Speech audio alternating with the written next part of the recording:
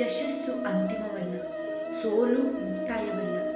ನಿಮ್ಮ ಗುರಿಯನ್ನು ಮುಂದುವರಿಸುವ ಧೈರ್ಯ ಇರಬೇಕು ಅಷ್ಟೇ. ಕೋಪ ಬಂದಾಗ ಒಂದು ಕ್ಷಣ ಸಹನೆ ತೋರಿದರೆ 100 ದಿನಗಳ ದುಃಖದಿಂದ ನೀವು ಪಾರಾಗಬಹುದು. ನಿನ್ನ ಹಿಂದೆ ಮಾತನಾಡುವವರು ಬಹಳ ಜನ ಇರುತ್ತಾರೆ. ಅವರಿಗೆ ಮಾತನಾಡುವುದಕ್ಕೆ ನಿನ್ನ ಬಗ್ಗೆ ಒಂದೊಳ್ಳೆ ವಿಷಯವನ್ನು ಕೊಡು.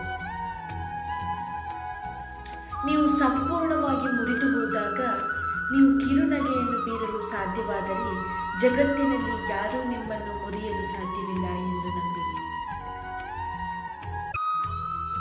ಇದು ನಿಮ್ಮ ಹೊಸ ಬೆಳಿಗ್ಗೆ. ಆದ್ದರಿಂದ ನಿಮ್ಮ ದಿನವನ್ನು ನಗುವಿನಿಂದ ಆರಂಭಿಸಿ.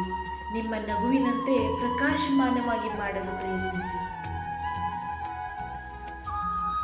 ನೆಟ್ಟ ಸಸಿಯೆಲ್ಲ ಹೆಮ್ಮರವಾದರೆ ನೆರಳಿಗೆಲ್ಲಿದೆ ಕೊರತೆ. ಕಂಡ ಕನಸೆಲ್ಲ ನಿಜವಾದರೆ ಬದುಕಿಗೆಲ್ಲಿದೆ ಅಳತೆ. ಯಾವಾಗಲೂ ಸೋತಾಗ ನಿಮ್ಮ ಕಣ್ಣೀರು ಒರೆಸಲು ಇಲ್ಲದ ಕೈಗಳು ನೀವು ಗೆದ್ದಾಗ ಬೆನ್ನು ತಟ್ಟಲು ಬೇಗ ಮುಂದೆ ಬರುತ್ತವೆ. ಎಲ್ಲರಿಗೂ ಶುಭವಾಗಲಿ. ವಿಡಿಯೋ ಇಷ್ಟವಾದಲ್ಲಿ ಲೈಕ್ ಮಾಡಿ, ಶೇರ್ ಮಾಡಿ ಮತ್ತು ಸಬ್ಸ್ಕ್ರೈಬ್ ಮಾಡಿ.